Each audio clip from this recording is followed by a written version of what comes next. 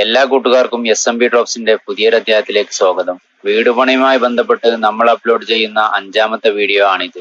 കഴിഞ്ഞ 4 വീഡിയോകളിൽ നമ്മൾ സംസാരിച്ചത് വീടിന് സ്ഥലമെടുക്കുന്നപ്പോൾ ശ്രദ്ധിക്കേണ്ട കാര്യങ്ങൾ, 2ാമത്തെ വീഡിയോയിൽ വീടിന്റെ പ്ലാൻ തയ്യാറാക്കുന്നതിനെ കുറിച്ചും, 3ാമത്തെ വീഡിയോ വീടിന്റെ ഫൗണ്ടേഷനും ബേസ്മെന്റിനെ കുറിച്ചും, 4ാമത്തെ വീഡിയോ വീടിന്റെ ബെൽറ്റ് കോൺക്രീറ്റും അതിന് ശേഷമുള്ള മണ്ണ് നിറക്കുന്നതിനെ കുറിച്ചുമുള്ള വീഡിയോ ആണ്. ആ വീഡിയോകൾ കാണാത്തവർ ആരെങ്കിലും ഉണ്ടെങ്കിൽ ഈ വീഡിയോയുടെ ഡിസ്ക്രിപ്ഷൻ അതിന്റെ ലിങ്ക് കൊടുത്തിട്ടുണ്ട്. എല്ലാവരും ആ വീഡിയോ കാണുക. അപ്പോൾ നമ്മൾ ബെൽറ്റ് വാർത്ത് തറയിൽ മണ്ണ് നിറച്ച് പടവിന് വേണ്ടി വെയിറ്റ് ചെയ്യുന്ന സമയമാണിപ്പോൾ.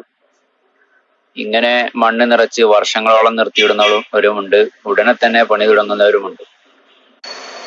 അടുത്ത വീഡിയോ വീടിന്റെ പടവ് തുടങ്ങുന്നതിനെ സംബന്ധിച്ചായിരുന്നു ആവേണ്ടത്. എന്നാൽ ഇപ്പോൾ നമ്മൾ ചർച്ച ചെയ്യുന്ന അടുത്ത വീഡിയോക്ക് മുമ്പ് പടവ് തുടങ്ങാൻ നമ്മുടെ കയ്യിൽ എത്ര ക്യാഷ് വേണം, ഏകദേശം ഒരു ലിൻഡൽ വരെ പടവ് പൂർത്തിയാക്കാൻ നമ്മുടെ കയ്യിൽ എത്ര ക്യാഷ് വേണം, പലർക്കുമുള്ള ആശങ്കയാണ് ഈ ഒരു കാര്യം.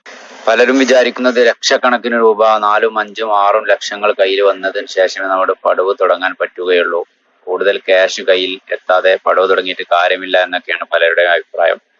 എന്നാൽ അത്ര എന്നും സംഖ്യ ആവശ്യമുണ്ടോ ഇല്ലേ എന്നതാണ് ഇവിടെ ചർച്ച ചെയ്യുന്നത്.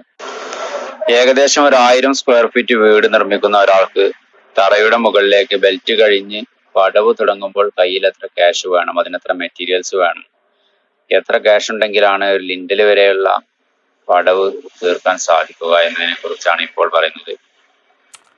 ആമുഖം ദീർഘിപ്പിച്ച് പറയുന്നില്ല.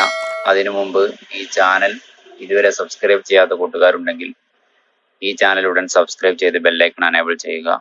നിങ്ങളുടെ വീട് പണി തുടങ്ങാനിരിക്കുന്ന സുഹൃത്തുക്കൾക്ക് ഈ വീഡിയോ ഷെയർ ചെയ്യുക.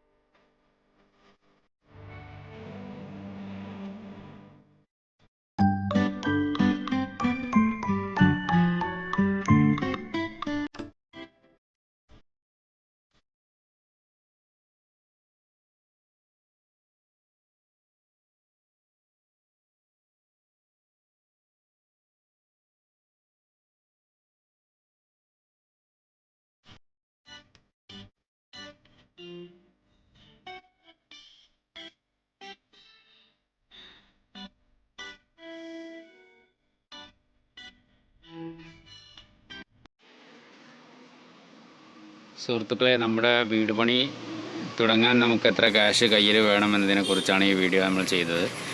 അപ്പോൾ ഇതിൽ പറഞ്ഞിട്ടുള്ള കണക്കുകളെല്ലാം ഒരു ആവറേജ് കണക്കുകളാണ്. ഒരു സാധാരണ റൂറൽ ഏരിയകളിലുള്ള ലേബർ റേറ്റും മറ്റു കാര്യങ്ങളൊക്കെ അനുസരിച്ചാണ് ഇതിൽ പറഞ്ഞിട്ടുള്ളത്.